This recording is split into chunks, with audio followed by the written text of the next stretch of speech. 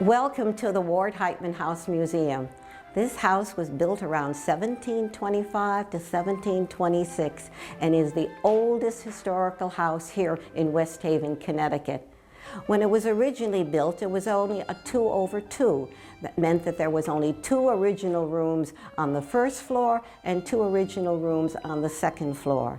But this house has been always lived in from 1725 or 1726 until the last people who lived in the house were the Dr. Milano family, and that was up until 1994.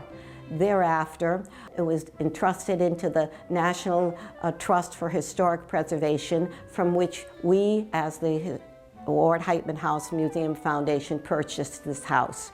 So as you go through this house, you'll see additions that have been made to the house and how the roof reflect the various centuries that this house has been lived in.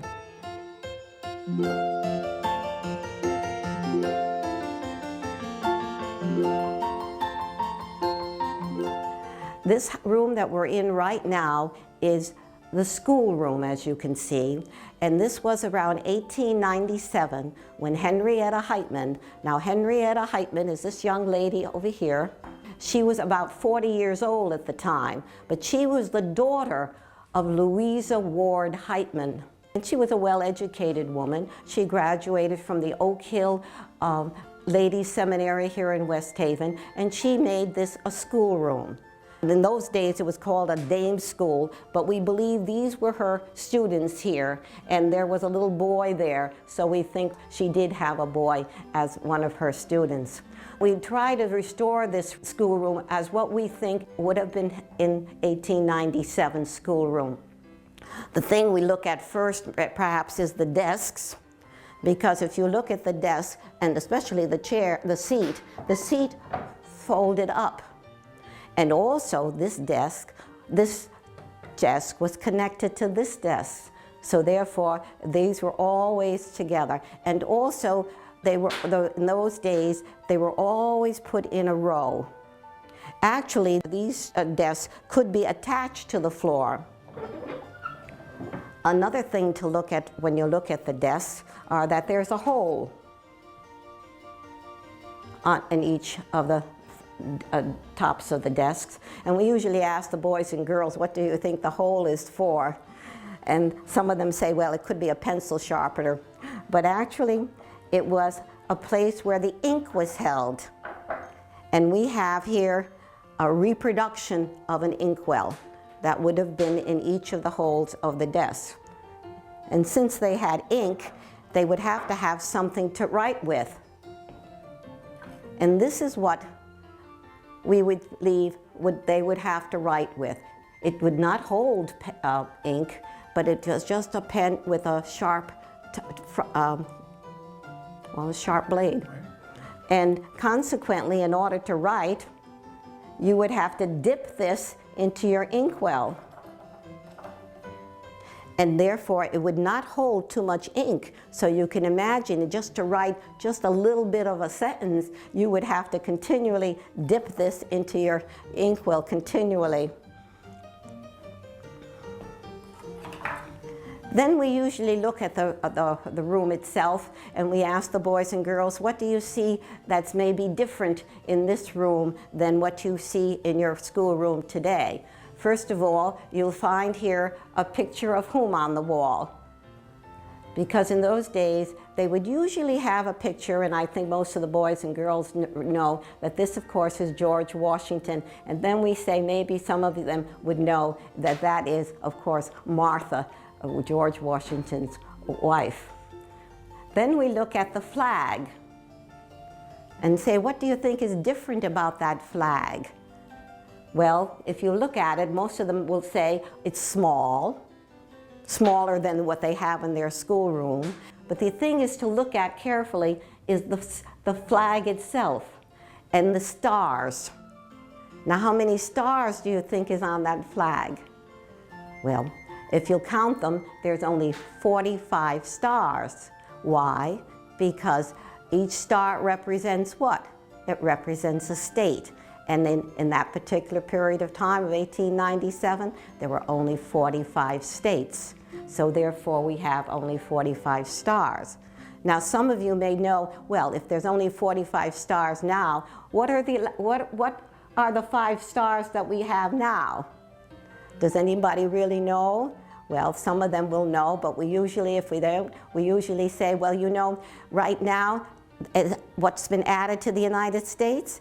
5 other states. One is hot and one is cold. So one is, what's the cold state, do you think? Of course, it was Alaska, and the hot state is Hawaii. Now, the other 3 are a little different to remember, but 2 of them are in the southwest corner of the United States. Now, does anybody know about the 2 states that you would think would be in the southwest corner of the United States? And some would guess it was Arizona and New Mexico. But the last state is a little bit more difficult for people to remember. But I tell them it starts with the letter O. And some say Oregon, and some say Ohio. But then I have to say, well, think of a great musical. And then it comes Oklahoma. And so we have now the 5 states that have been added since this schoolroom was done. Now, I meant to say that when we had this house, there was nothing in this house when we purchased this house. So everything has been added to this house. And everything here is right now is for our decorations for our open house holiday season here at the house. But when we came to this house, there was one item that we actually found here in this house and found in this room. And this was this, which right now is a replica of it. It's everything. This was actually the hickory stick that we actually found in this room. And in those days, it could be used for various things. Most people say, well, it was used for a pointer, which is true.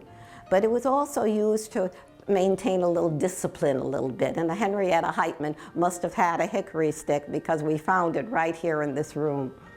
Even though we have here the feather where they used to use to write. This is prior to this time. This is probably more in the time of Thomas Jefferson, in which they would write with the feather. We also have, of course, early books.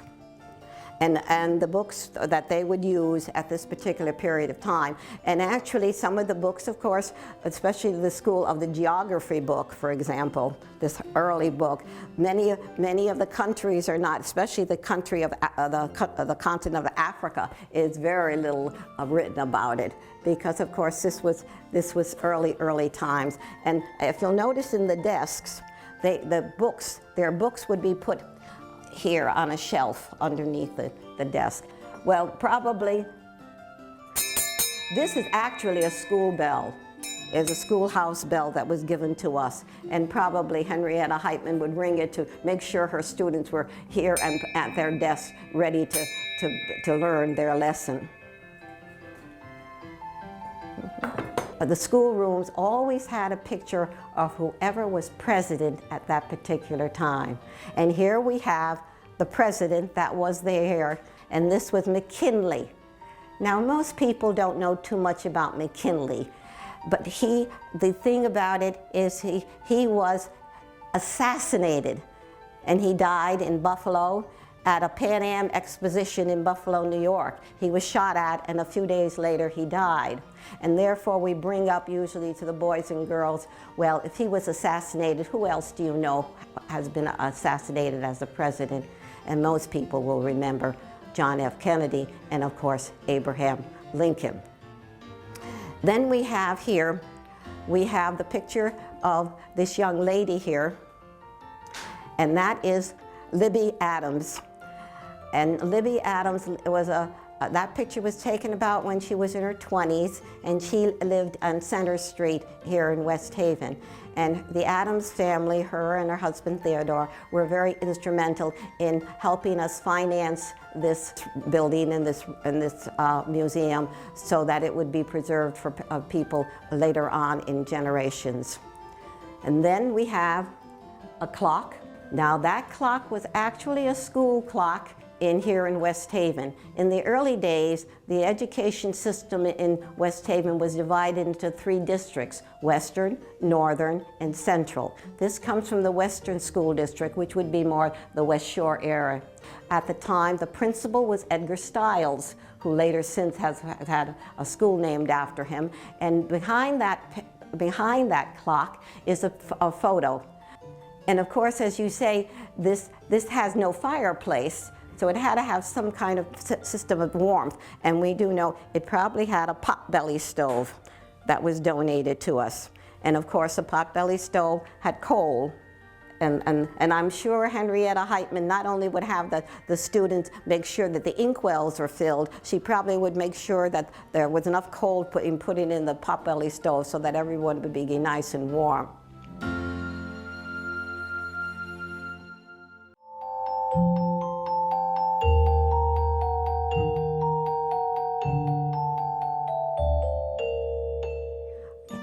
We are now in another room that has been added to the house.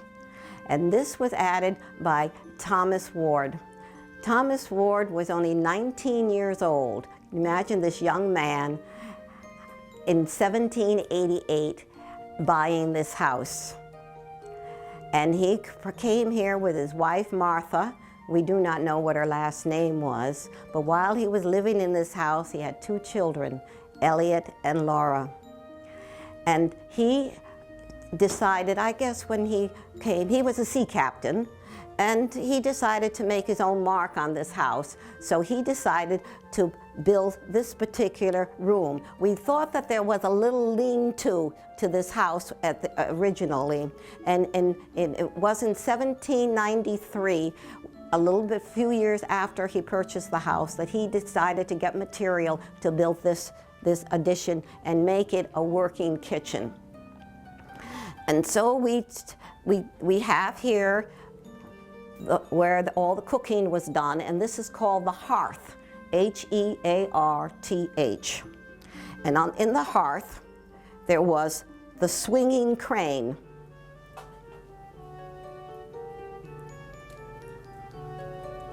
From which the pots were hung. This was the whole arrangement on the swinging crane is called the trammel, and these were probably made by the blacksmith, the hooks from which the pots were held, and they would be swung over so that the cooking could be done at the fire, which is level to the floor, which actually was very nice, but it was very dangerous because in those days the women had long skirts, and if they got too close to the fire, there was a danger that their clothes would get on fire. Now this is where they did the cooking, but they also would have to have where they would have to bake. So we have here in the hearth this, which is called the beehive oven. And it's made out of brick. Now those bricks are cold.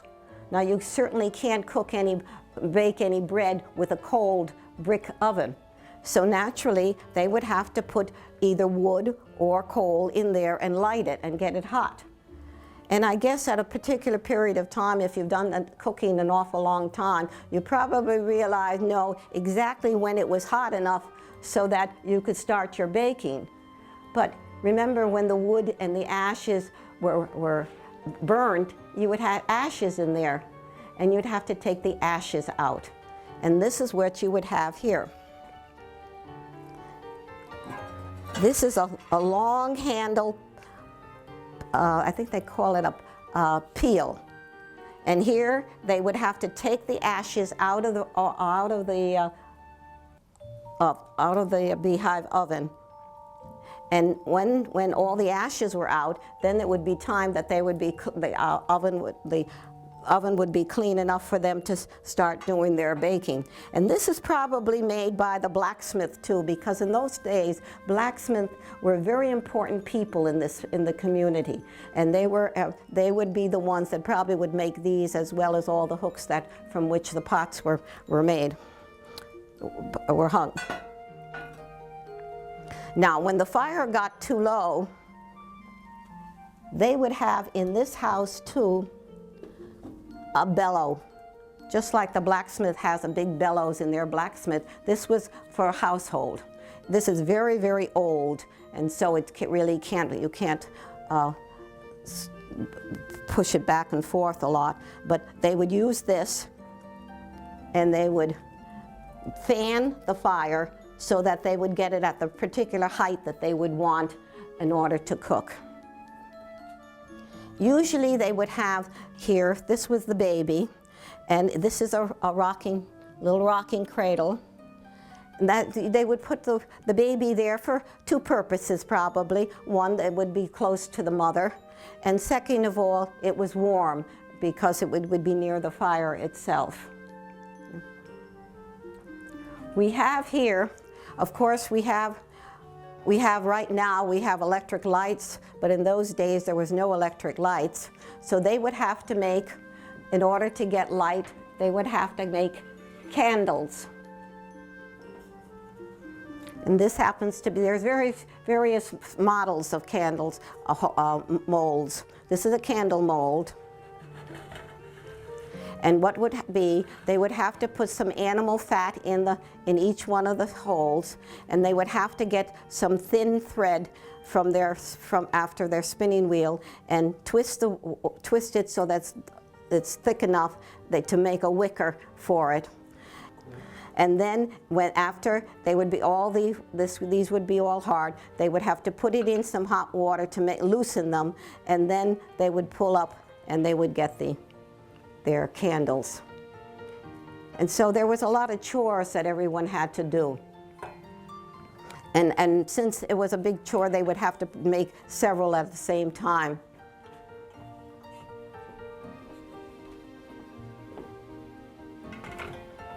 This sideboard actually came from Harriet North, who was a historian from the city of West Haven. And so they say it's very old, maybe even in the 1600s.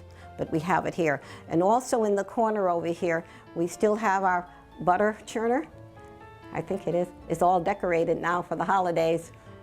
Well, if this was added, then this had to be the outer frame of the original house. So they took down a panel, this panel here, and sure enough, behind it is the framework of a doorway. Because if this was the outer frame of the house, there was a doorway to get into the house. The table was built by members of our museum.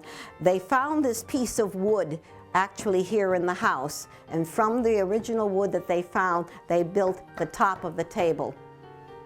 And then, of course, they purchased other wood to make the legs of the table.